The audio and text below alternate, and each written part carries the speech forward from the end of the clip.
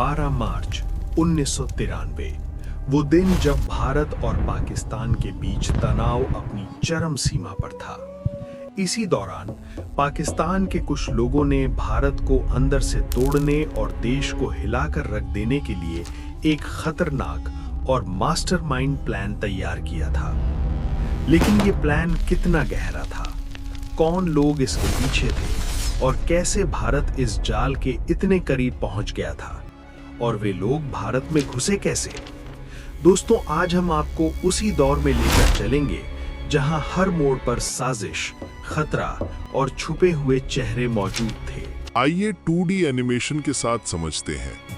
रात के सन्नाटे को चीरती हुई ट्रेन की आवाज किसी दैत्य की गर्जना जैसी लग रही थी।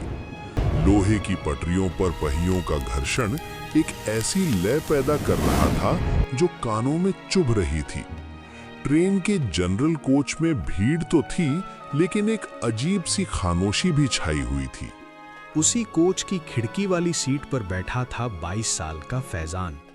फैजान का रंग गेहुआ था, आंखें गहरी और धसी हुई, जैसे कई रातों से सोया ना हो। उसने अपने गोद में एक काले रंग का भारी बैग दबा रखा था।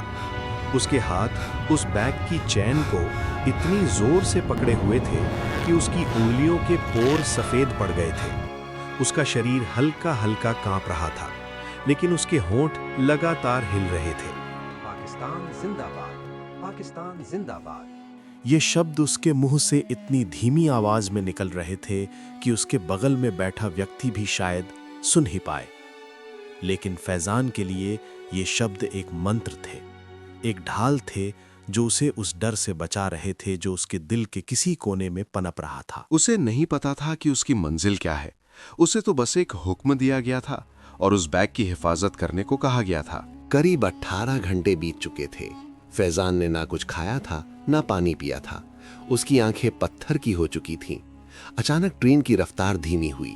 बाहर धुंधली रोशनी में कटीली तारें और ऊंचे वॉच टावर दिखाई देने लगे। ये बॉर्डर था। पाकिस्तान की जमीन पीछे छूट रही थी और हिंदुस्तान की सीमा शुरू हो रही थी। जैसे ही ट्रेन ने भारत की सीमा में प्रवेश किया, फैजान के माथे पर पसीने की बूंदें चमकने लगीं। उसे बताया गया था कि सरहद पार करते ही उसकी असली परीक्षा शुरू हो गई। वो अब एक दुश्मन देश में था। उसके अंदर एक अजीब सी घबराहट होने लगी। उसे लगने लगा कि हर कोई उसे ही देख रहा है। उसे लगा कि शायद उसकी धड़कनों की आवाज़ इतनी तेज है कि पूरा डिब्बा उसे सुन सकता है। उसके ठीक सामने वाली सीट पर एक महिला बैठी थी जिनका नाम सुनीता देवी था। वे करीब 50 साल की थीं। माथे पर बड़ी सी बिंदी और आंखों में ममता भरी चमक। वे काफी देर से इस नौजवान को देख रही थीं। उन्होंने देखा कि बॉर्डर पार करते ही इस लड़के का चेहरा सफेद पड़ गया है। क्या हुआ बेटा, इतने टेंशन में क्यों हो? सुनीता देवी ने बहुत ही अपनेपन से पूछा। आप बहुत घबराए हुए लग रहे हैं, क्या तबीयत खराब है? थोड़ा पानी पिएंगे? फैजान चौंक गया। उसे लगा जैसे किसी ने उसका राज पकड़ लिया हो। उसने अपनी निगाहें नीचे झुका ली और सूखे गले से पूछा, नहीं, मैं ठीक हूँ, बस थोड़ा सफर का असर है। सुनीता देवी को उसकी आवाज में एक अजीब सी थरथराहट महसूस हुई। उन्होंने गौर किया कि वो लड़का अपने बैग को किसी कीमती खजाने की तरह सीने से लगाए हुए है। उन्होंने दोबारा पूछा, बेटा, अगर कोई परेशानी है तो बताओ, मैं भी माँ हूँ। तुम्हारी घबराहट देखकर मेरा मन भी बैठ रहा है। फैजान ने इस बार थोड़ा सख्त लहजे में कहा, मैडम आप अपना काम करिए, मुझे कुछ नहीं हुआ है। सुनीता देवी खामोश हो गई, लेकिन उनके मन में एक अनजाना डर बैठ गया। रात के करीब 11 बज रहे थे। पूरे डिब्बे में अंधेरा। इसी कश्मकश में रात बीत गई। अगले दिन दोपहर के करीब ट्रेन हैदराबाद रेलवे स्टेशन पर हैदराबाद सेंट्रल पर स्टेशन आपका पर लोगों का स्वागत हुजूम था। सभी यात्रियों से निवेदन है कि वे सावधानी से उतरें। फैजान अपना बैग कंधे पर टांगा और चुपचाप ट्रेन से उतर गया। उसने सुनीता देवी की तरफ मुड़कर भी नहीं देखा। स्टेशन से बाहर निकलते ही उसे हैदराबाद की तीखी धूप और बिरयानी की खुशबू का एहसास हुआ। वो सीधा एक चाय के ठेले पर गया। उसने एक प्याली चाय पी और इधर उधर देखा।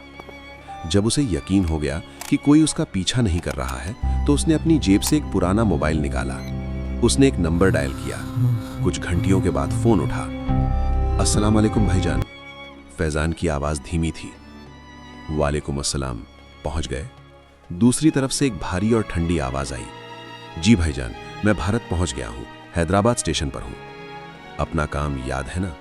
अल्लाह तुमको जन्नत अता फरमाए। खुदा हाफिज। फोन कट गया। फैजान ने फोन फिर से जेब में रख लिया। उसके चेहरे पर अब एक अजीब सा जुनून था। उसने एक ऑटो रुकवाया।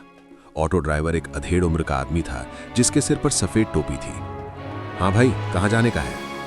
फैजान ने शांत स्वर में कहा, मुझे चार मीनार के पास ले चलो। ऑटो चलने लगा। हैदराबाद की गलियां, पुराने बाजार और लोगों का शोर फैजान के लिए बिल्कुल नया था। ऑटो ड्राइवर ने शीशे में फैजान को देखा। भाई साहब, आप इधर के नहीं लगते, पहली बार आए हो क्या हैदराबाद? फैजान थोड़ा घबराया। अरे नहीं भाई, मैं यहीं का रहने वाला हूँ, बस बहुत दिनों बाद वापस आया हूँ। आप बस ऑटो चलाइए ना, जल्दी पहुँचना है। ड्राइवर मुस्कुराया। अरे मियाँ, गुस्सा क्यों होते हो? इस शहर में जो एक बार आता है यहीं का हो जाता है। जैसे ही ऑटो चार मीनार के पास पहुंचा, फैजान ने बैग को मजबूती से पकड़ा। उसने जेब से 500 का नोट निकाला और ड्राइवर को थमा दिया। अरे भाई, मेरे पास चेंज नहीं है, ड्राइवर ने कहा। रख लो भाई, मुझे ज़रूरत नहीं है, फैजान ने कहा और तेज़ी से भीड़ में गायब हो गया। ड्राइवर उसे जाते हुए देखता रहा। उसे समझ नहीं आया कि एक मामूली सा दिखने वाला लड़का 500 का नोट टिप में क्यों दे गया। ड्राइवर अब भी उसे जाते हुए देख रहा था। उसके दिमाग में सिर्फ एक सवाल घूम रहा था, आखिर वो लड़का था कौन? उधर चार मीनार के पास भीड़ बढ़ती जा रही थी। टूरिस्ट, फेरी वाले और हर तरफ पुलिस की कड़ी निगरानी। और उसी भीड़ के बीच एक खंबे की ओट में खड़ा था फैजान, चुप, शांत, लेकिन उसकी नजरें कुछ ढूंढ रही थीं। क्या वो सिर्फ एक आम लड़का था या किसी खतरनाक प्लान का हिस्सा? आगे क्या होगा? क्या कोई इस साजिश को पहचान पाएगा या फिर बहुत देर हो चुकी है? जानने के लिए वीडियो का अगला पार्ट जरूर देखें। अगर वीडियो ने आपको थोड़ा भी सोचने पर मजबूर किया हो तो लाइक जरूर करें और कमेंट में बताएं आपको क्या लगता है आगे क्या होने वाला है। ऐसे ही सच्ची और खतरनाक कहानियों के लिए अभी चैनल को सब्सक्राइब करें, क्योंकि अगला पार्ट और भी ज्यादा चौंकाने वाला होने वाला है।